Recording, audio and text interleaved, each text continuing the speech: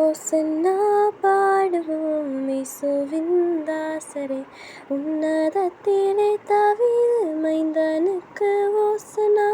ஓசன்னா பாடுவோம் இயேசுவின் தாசரே, உன்னதத்திலே தாவீது மைந்தனுக்கு ஓசன்னா.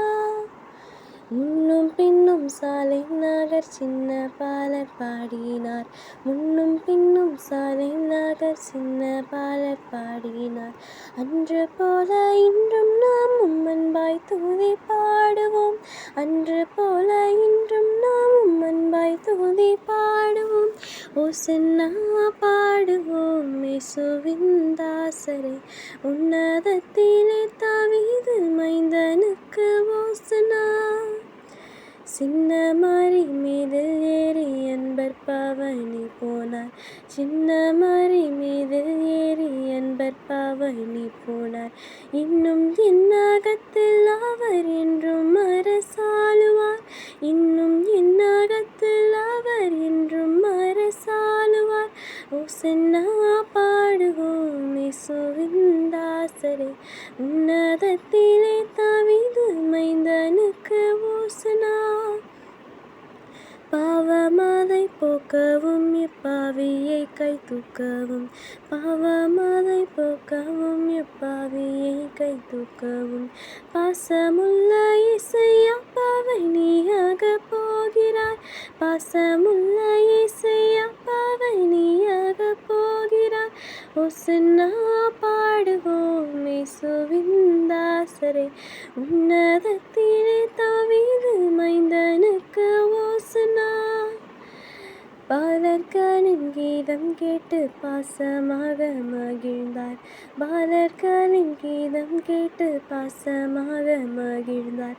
ஜாலர் வீணையோடு பாடி தாளை முக்தி செய்கவும், ஜாலர் வீணையோடு பாடி தாளை முக்தி செய்கவும். ஓசன்னா பாடுவோம் இயேசுவின் தாசனே, உன்னதத்திலே தாவீது மைந்தனுக்கு ஓசன்னா. கூறுத்தோலை ஞாயிற்றெல்லாம் கூறு பாதம் பணிவோம், கூறுத்தோலை ஞாயிற்றெல்லாம் கூறு பாதம் பணிவோம். கூடியருள் பெற்று நாமும் திரியேகரை போற்றுவோம், கூடியருள் பெற்று நாமும் திரியேகரை போற்றுவோம். ஓசன்னா பாடுவோம் இயேசுவின் தாசரே, உன்னதத்திலே தாவீது மைந்தனுக்கு ஓசன்னா.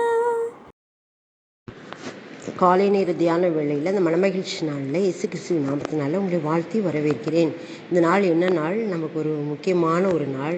இந்த நாள் குருத்தோலை ஞாயிறு என்று சொல்லப்படுகிற, பவனி ஞாயிறு என்று சொல்லப்படுகிற கர்த்தராகிய இயேசு கிறிஸ்து பவனியாக வந்த நாள். அன்று யூதர்கள் மத்தியிலும் போர்ச்சேவர்கள் மத்தியிலும் சதுசேயர் பரிசேயர் மத்தியிலும் அவர் ஊர்வலமாக அழைத்து செல்லப்பட்டார். அது இது ஒரு திட்டம், அவருடைய ஆண்டவருடைய திட்டம். இது திடீர்னு நடந்தது கிடையாது, பிதாவினுடைய திட்டம். பழைய ஏற்பாட்டிலே அதை குறித்து நமக்கு இருக்குது.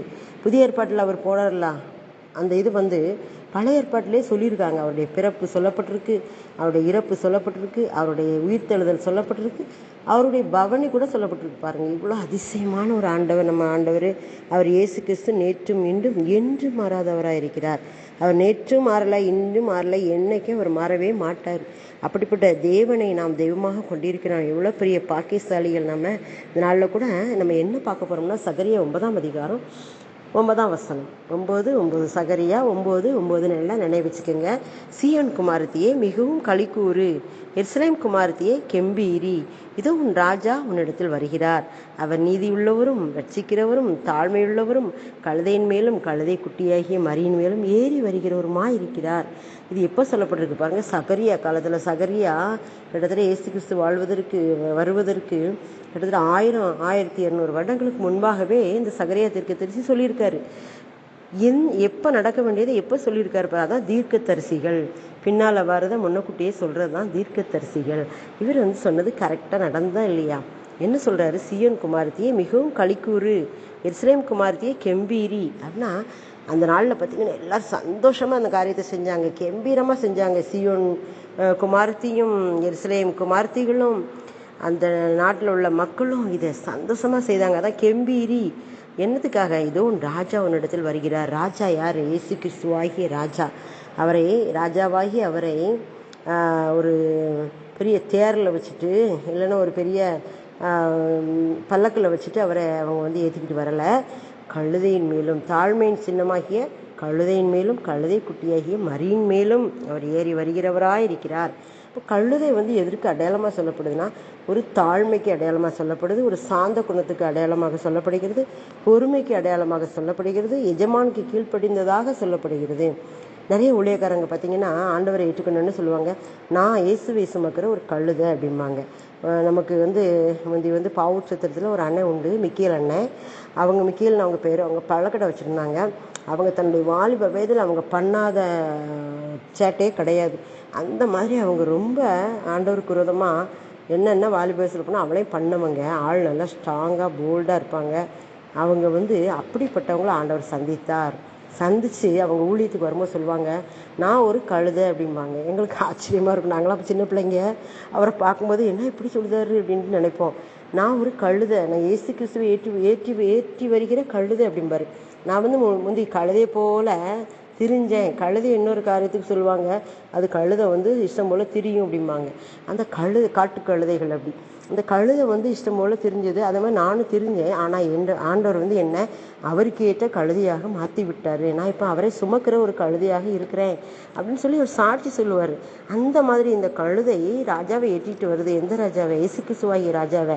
அவர் எப்படிப்பட்டவர்? அவர் நீதி உள்ளவர், அவர் ரட்சிக்கிறவர், அவர் தாழ்மை உள்ளவர், அவர் நீதி உள்ளவர், அவர் ரட்சிக்கிறவர், அவர் தாழ்மை உள்ளவர். நீதி உள்ளவர் அப்படின்னா என்ன? கரெக்டாக செய்வார், எந்த காரியத்தையும் சரியாக செய்வார், அதுதான் நீதி உள்ளவர். அதாவது தராசு அந்த பக்கம் இந்த பக்கம் சாயாமல் சரையை கரெக்டாக காட்டும்ல, அது மாதிரி அவர். ஏழைகளுக்கு ஒன்று, பணக்காரர்களுக்கு ஒன்று, சின்னவனுக்கு ஒன்று, பெரியவனுக்கு ஒன்று, படித்தவனுக்கு ஒன்று, படிக்காதவன் ஒன்று. அவர் செய்ய மாட்டார். எல்லாரையும் ஒன்று போல பட்சமில்லாத தேவனாக அவர் இருப்பார். நீதி செய்கிற தேவன். அப்போ ரட்சிக்கிறவர்னா பாவிகளாகிய நம்மை ரட்சிக்குவதற்காக அவர் வந்து இந்த உலகத்துக்கே வந்தார். வந்து அவர் தன்னுடைய உயிரே ஜீவனே கொடுத்து ரத்தத்தை சிந்தினார். அது எதுக்கு? ரட்சிக்கிறதுக்கு. அப்புறம் பாருங்கள், தாழ்மை உள்ளவர். எத்தனையோ பேர் அவரை பரியாசம் பண்ணினாங்க, நிந்தித்தாங்க, குட்டுனாங்க, அரைந்தாங்க, துப்புனாங்க, எல்லாம் செஞ்சாங்க, கன்னத்தில் அறிஞ்சாங்க. ஆனால் தாழ்மையோடு அவர் எல்லாத்தையும் ஏற்றுக்கொண்டார் நமக்காக.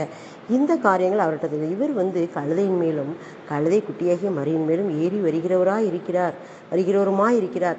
ஆண்டவர் சொல்வார், நீங்கள் வந்து போங்க, போய் சீசரோடு சொல்லுவார், போய் அந்த